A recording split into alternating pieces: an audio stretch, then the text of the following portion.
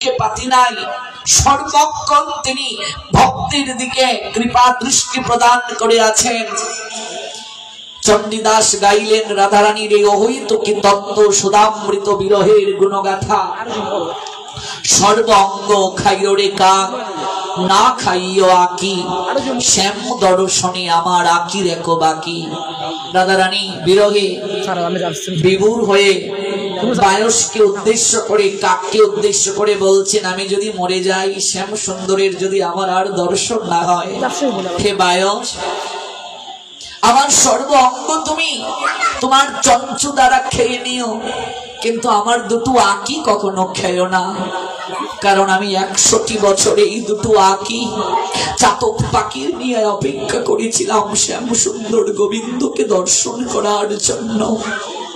রাধারানী কেঁদে কেঁদে বলেছিলেন, বিধি, এই জগতে অনেক লোক আছে যারা তোমায় ভালোবাসে না, যারা তোমায় দর্শন করতে তোমার শ্রীমন্দিরে যায় না, যারা তোমার প্রতি প্রীতি ভক্তি জাগ্রত করে না, তাদেরকেও তুমি দুটি আঁকি দিলে বিধি। আর আমি তোমাকে এত ভালোবাসি, তুমি আমাকেও দুটো আঁকি দিলে, তো তুমি পক্ষপাতিত্ব করলে না? যারা তোমায় ভালোবাসে না তাদেরকেও তুমি দুটি আঁকি দিলে, আর আমাকেও তুমি দুটি আঁকি দিলে। অনন্ত আঁকি যদি আমার থাকতো হে বিধি, এই অনন্ত আঁকি দ্বারা সতত তোমার রূপ, সতত তোমার অহৈতুকী রূপ মহিমা নিবদ্ধ করতে পারতাম।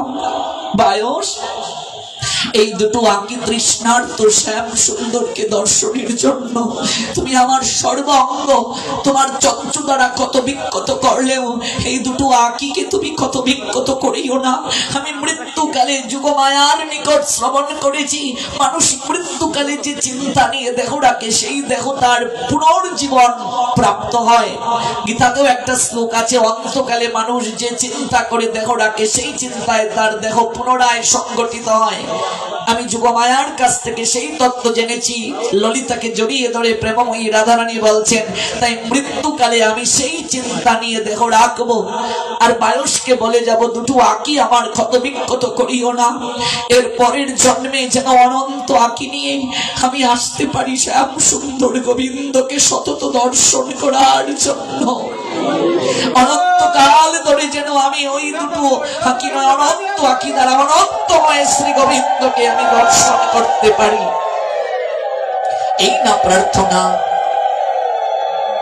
ওই নন্দ তনুজ কিঙ্করম পতিতম মাম বিষমে ভবাম বদৌ কৃপয়া তব পাদ পঙ্কজ স্থিত দুলি সদৃশম বিচিন্তয়।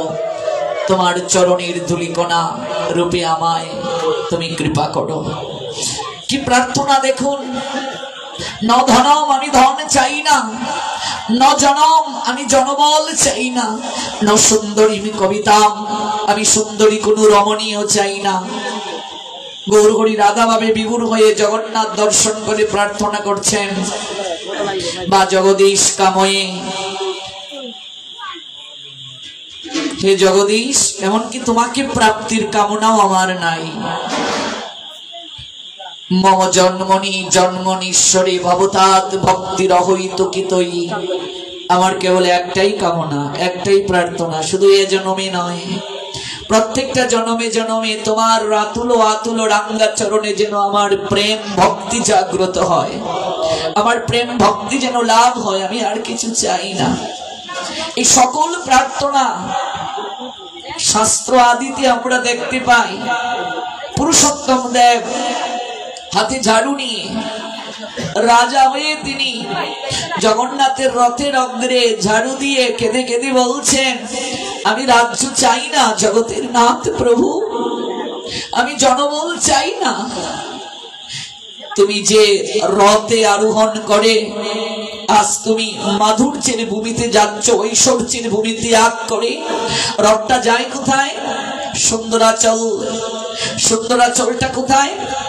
গুন্ডিচা প্রাঙ্গণ, সুন্দরাচলকে গৌরহরি জানালেন বৃন্দাবন, আর নীলাচলটা ঐশ্বর্যের দাম, এটাকে মথুরার রূপে কল্পনা করা হয়েছে।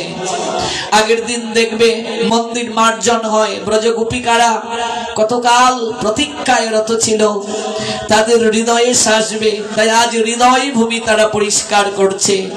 হৃদয় গ্রাহী জনার্দন আসবে, হৃদয় ভূমিতে বিচরণ করবে।